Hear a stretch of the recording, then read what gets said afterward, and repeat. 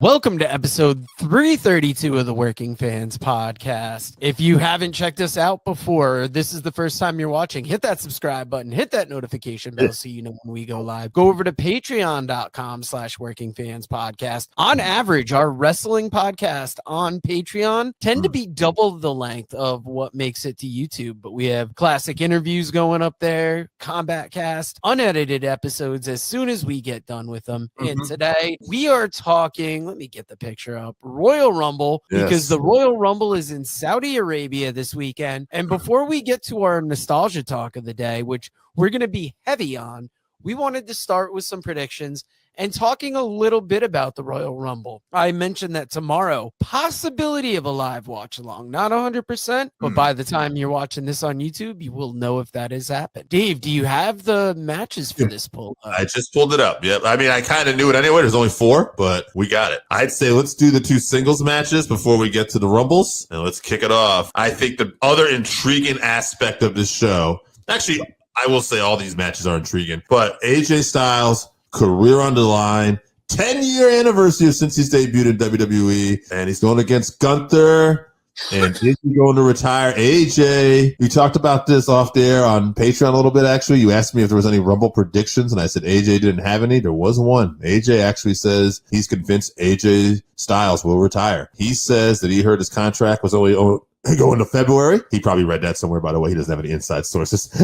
But he had an interesting point. He said they did the CM Punk match on Raw the other night, and then they did the Nakamura on Saturday night's main event, and he says it felt like they're trying to rush all these dream matches in a week all of a sudden. And there was also the news this week of him filing trademarks for, I believe, the Phenomenal One and the AJ Styles logo. So I think that has, probably some people thinking like, could he be filing that because he's going elsewhere? But it definitely feels like there's a lot of wrapping things up. I got to agree with AJ. I think he's retiring. It came up kind of quick. I'll be opposite. I'm going to say he doesn't. Well, man, just because he loses in WWE doesn't mean he couldn't go to TNA possibly, though. Whatever. Yeah, all right, I'll join the team. It makes me sad. I mean, if you go to, I believe it was last week's episode, I said he was going to be retiring like mid to late in the year.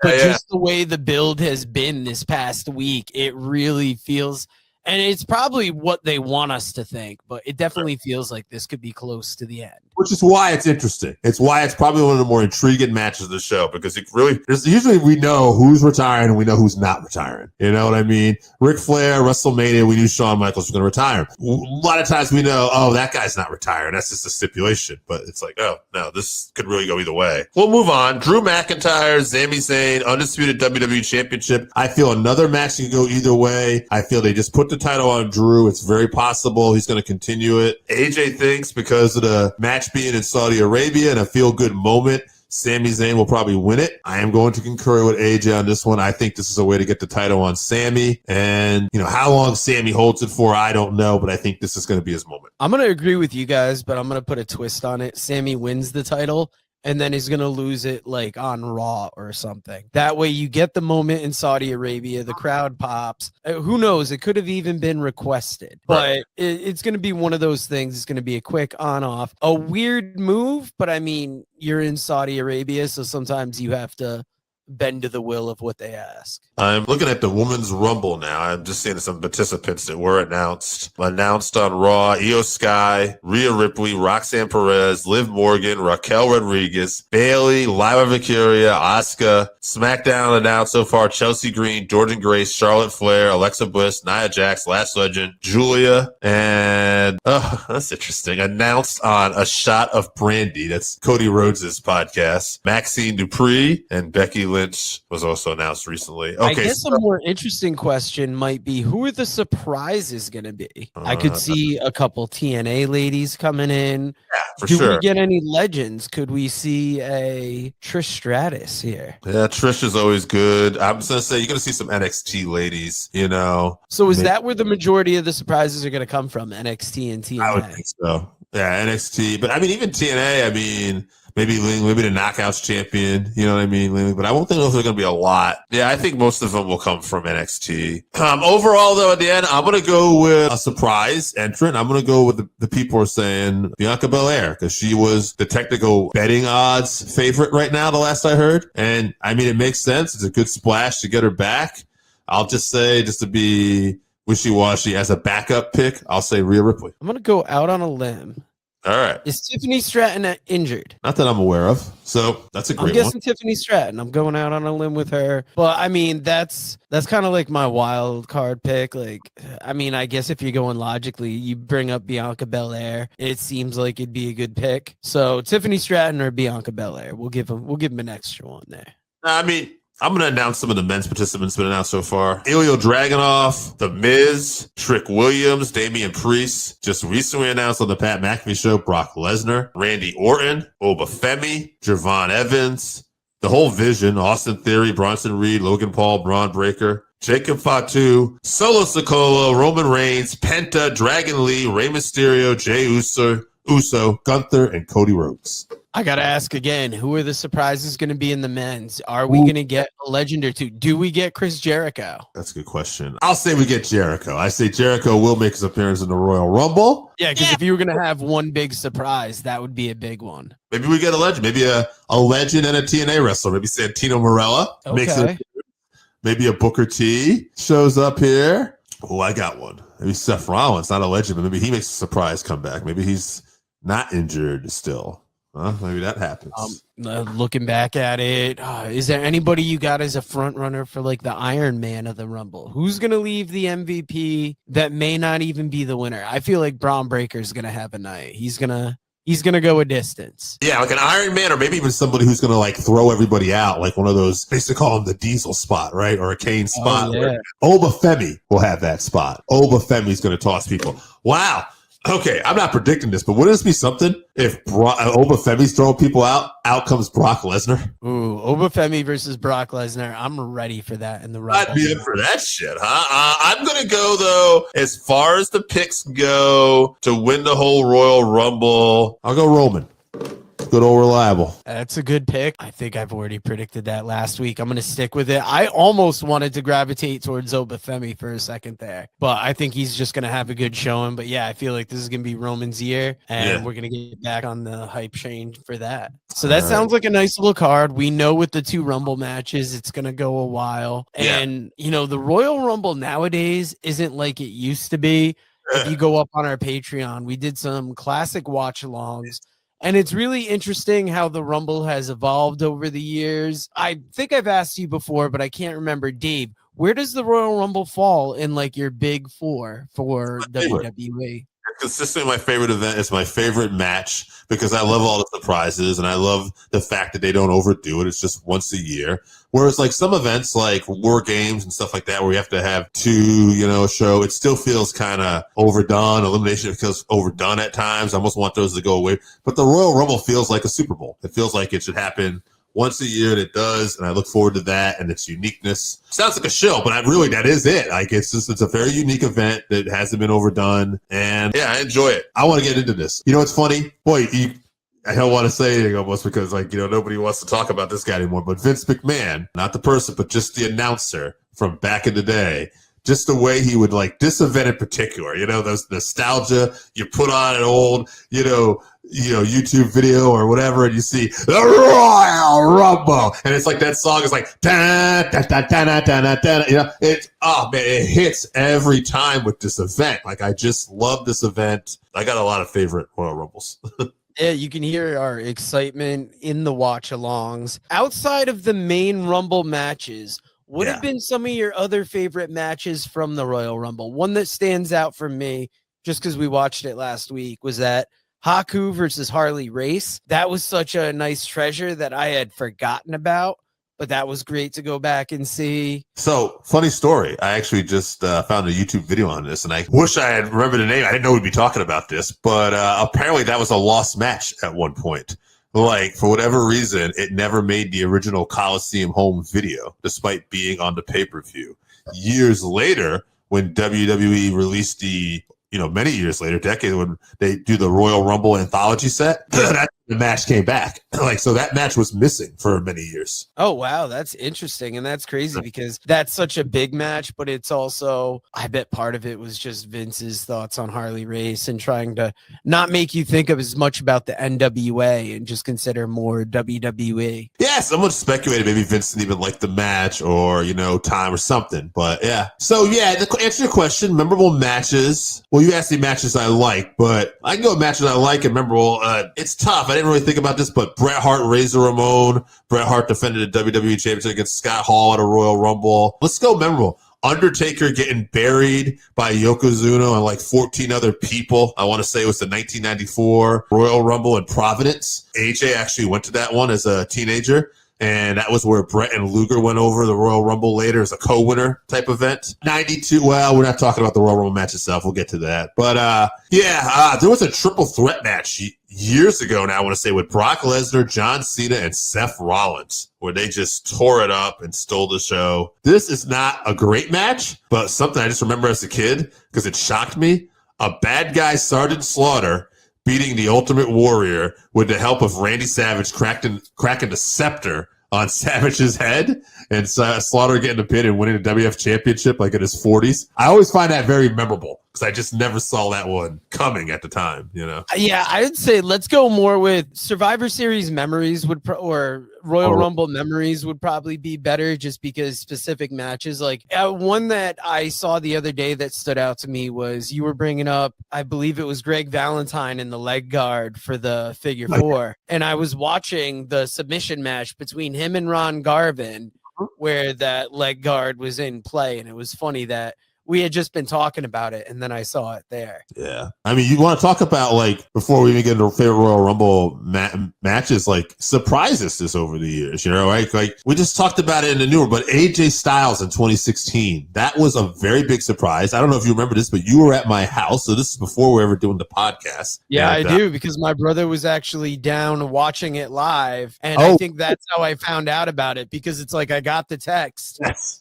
And then there was the reaction. And then seconds later, we saw it on the TV. Mm-hmm. Yeah, I remember watching that. I remember that so well with AJ Styles because I don't ever remember a guy who never competed in WWE or WCW. You know what I mean? I mean, he did technically, but you know what I mean? Who wasn't a big player, just get called in to the WWE with no vignettes or anything like that as a surprise. Like, it's not like WWE to do that. They're usually more insecure back then with Vince McMahon, and they think, oh, they're not going to know who this guy is. But they didn't do that.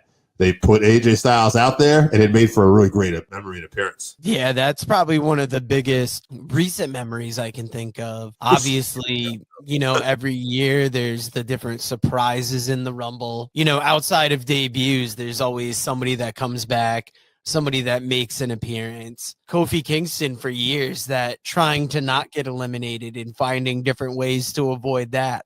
I'm wondering if that's something we're going to see this year continue. I want to say it was the 95 Royal Rumble I watched recently. Vader had come into the WWF. It was like his first match. But like some of the other participants were like Dory Funk Jr., Doug Gilbert.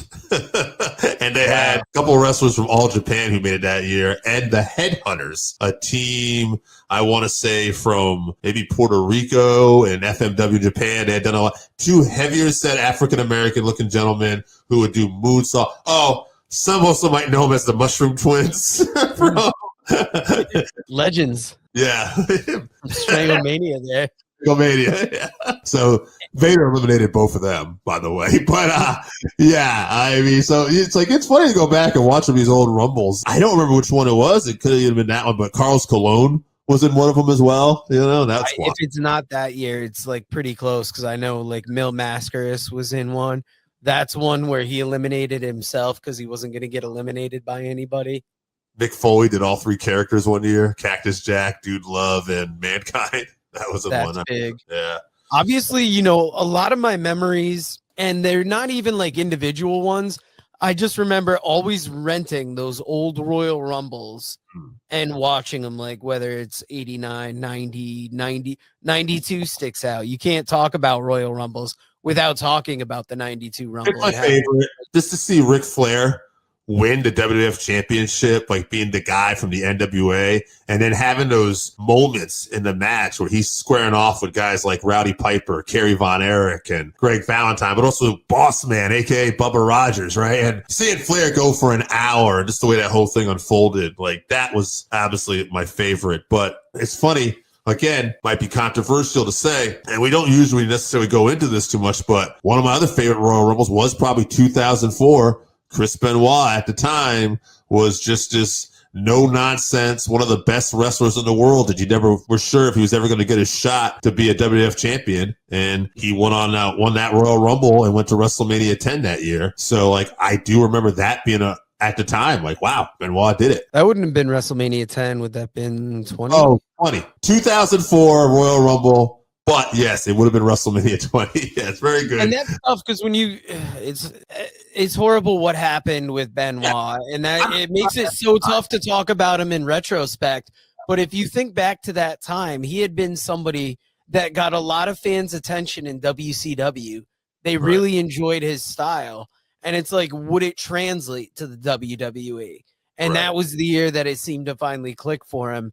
And he was able to get that big moment eventually. I mean, a lot of great memories in the Royal Rumble. Yeah, 92 is definitely the Royal Rumble for me. 95 was a good one. Shawn Michaels won that year for the first time. Yeah, I love the early 90s Rumbles. It seems like the 90s were kind of like really my peak in the fandom. Like even the ones Hogan won. Hogan wasn't really my guy, but I liked, those 90, 91 Royal Rumbles as well. Yeah, WWF just really at its peak, all the great stars interacting in there. If you haven't had enough Royal Rumble talk, you can go on the WWE's channel.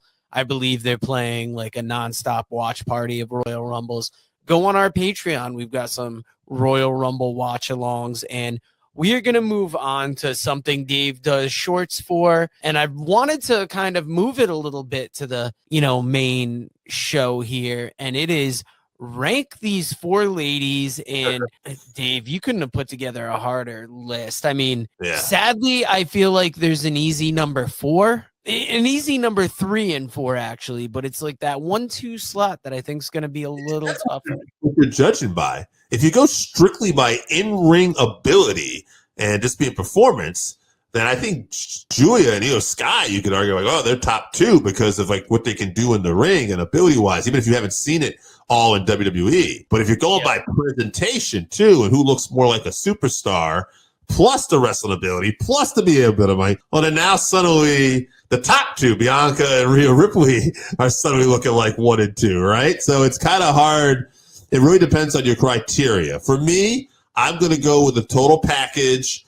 You're going to wrestling ability, look, and we'll do like what Bret Hart says. Everything's like a 10-point system, right? Like, okay, so I'll look at Rhea Ripley, right? And we'll take a look at look. Well, she's a 10. She looks like she can kick your ass even if you're a dude. She doesn't care. She's got star all over that, right? Wrestling ability. If Io and Julia are like 10s, then she's probably more of a 7, right? She's a 7, 17. Oh, wow. See, I would think like a 6? 7.58, I'd say. Okay. 7, yeah. So, but then, she's got the ability on the mic, right? Like when she talks, I'm Rhea Bloody Ripley, the crowd, they react. Yeah, she's a 10. So Rhea to me is probably God damn it. That's tough too, because I go back to Bianca, and Bianca has everything I just said that Rhea has. Well, like that added athleticism in there. I feel like that would eke her out. Yeah, I'm going to go Bianca 1, Rhea 2, Sky 3, and Julia 4, but I will put this with an asterisk. The Julia I've seen at times who just like looks like she's destroying women that we've seen in Stardom and we've seen bits of. If she gets more time and she starts to really come into her own, we could do this list again in another year or two and it might look a little different. But right now, that's my 4. Bianca 1, Rhea 2, Sky 3, Julia 4. My list is so close to yours, but I don't know. For some reason, I've just got Rhea on top.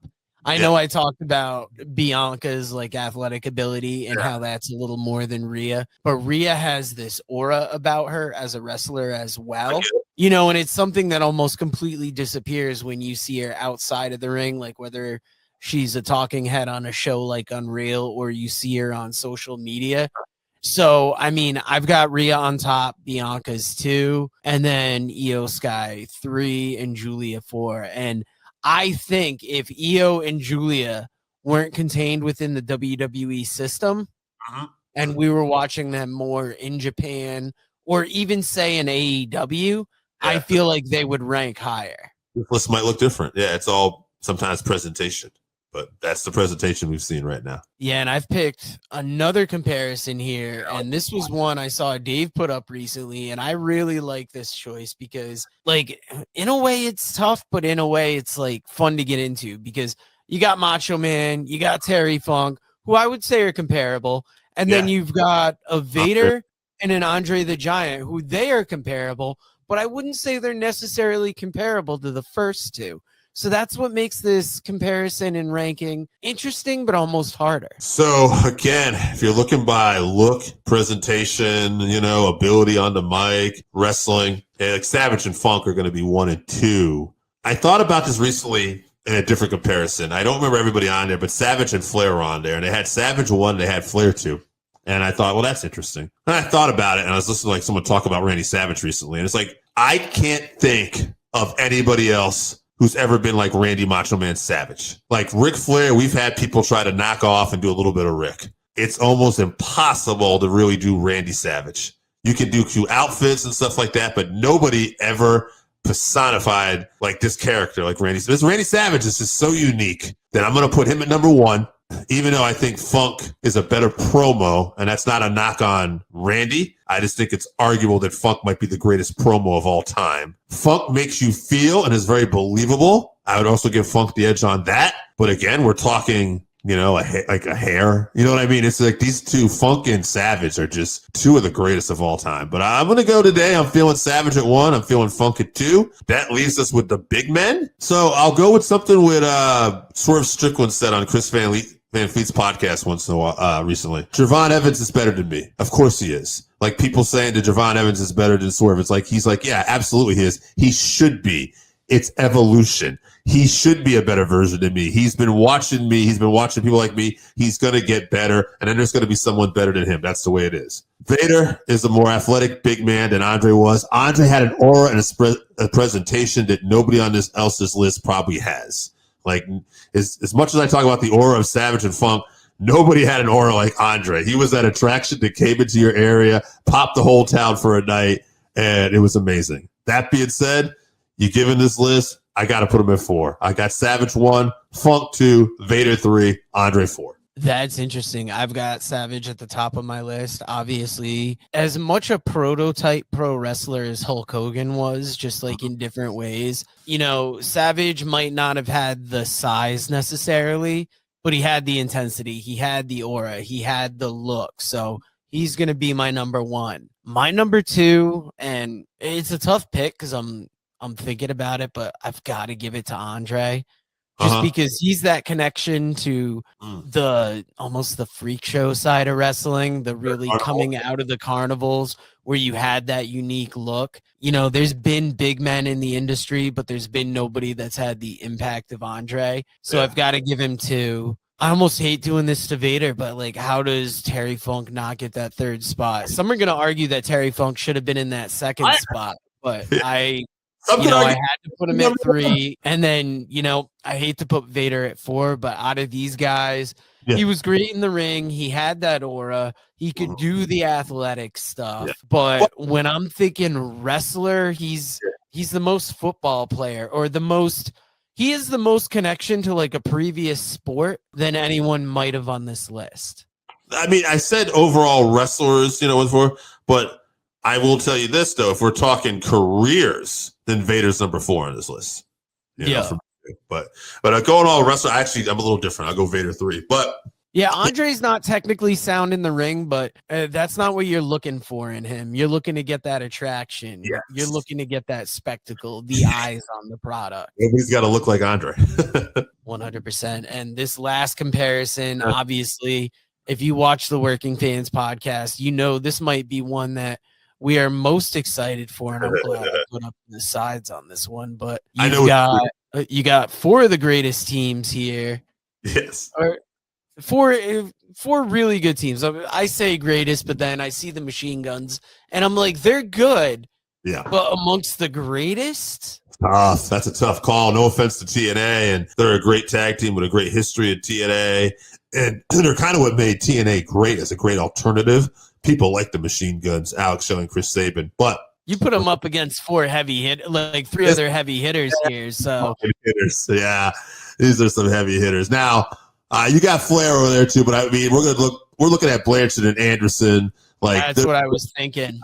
They're the Brain Busters. They're the Four Horsemen. Now, Tully and Double A are, if you go back in terms of success, and you look at, they were WWE and NWA tag team champions. If you just fucking forget that for a minute, though, and you just look at how they acted in the ring as a tag team, insanely good. Just as good as the Midnight Express or anybody else, I think. Maybe you could argue the Midnight's better, but like their double team where Tully would like slap a guy in the face, get him to chase him, Tully ducks, and Double A comes over and clotheslines the guy. You know, we're just set up stuff. The spike pile driver, how they would sneak around the referee's back and hit that move. All great, great stuff. So sometimes I wonder if they're not the best team of all time or closer than a lot of people think. But again, let's go back to what we said earlier. You got to talk about the look in the ring, the aura. Nobody had a look or aura like the Road Warriors, Animal and Hawk, the Legion of Doom. Like nobody was selling out Japan and places in the United States like the Road Warriors were. Arguably the Horsemen, right? But I would say I got to go Road Warriors number 1. I got to go Horsemen number 2. And honestly, you could argue that the Machine Guns were a more updated version of the British Bulldogs and what a lot of stuff did. But what I like about the Bulldogs is, although Dynamite was powerful, Davey Boy was more like that muscle guy, right, with a vertical suplex, hold up anybody, and Dynamite was the snap suplex. So I like the contrast a little bit more. So Bulldogs number 3, and the Machine Guns, regrettably, have to go number 4 because someone's got to be number 4 on this list. That's an interesting lineup. The way you were building up Arn and Tully, I was like, yeah, they've got to be number 1. So they're going to be my number 1. I've got LOD at number 2 just because if you're a child of the 80s, there wasn't a team that had a bigger aura than them. I'm going to go British Bulldogs third just because, you know, they were also in that sweet spot of, you know, our wrestling fandom. Even though like Dynamite wasn't around for terribly long, they made such an impact that they stood out. And then I've got to put the Machine Guns number 4 on that list. So that was another great week of wrestling talk. That was another great wrestling comparison. We are going to play a quick commercial from Ray Lopez, and then we are going to hit you with some Patreon talk that we are going to call in the ring. Author Ray Lopez presents Lockup, professional wrestling in our world. Lockup dives headfirst into the colorful world of professional wrestling. Explore the iconic characters, careers, matches, history, and families, and delve into the bizarre and fascinating entwining of professional wrestling and film, television, football, politics, gender, and race. Pre-orders are available now on Amazon.com or at MascotBooks.com. This is the perfect gift for the wrestling fan in your life. Pick up a copy today on Amazon.com or at MascotBooks.com.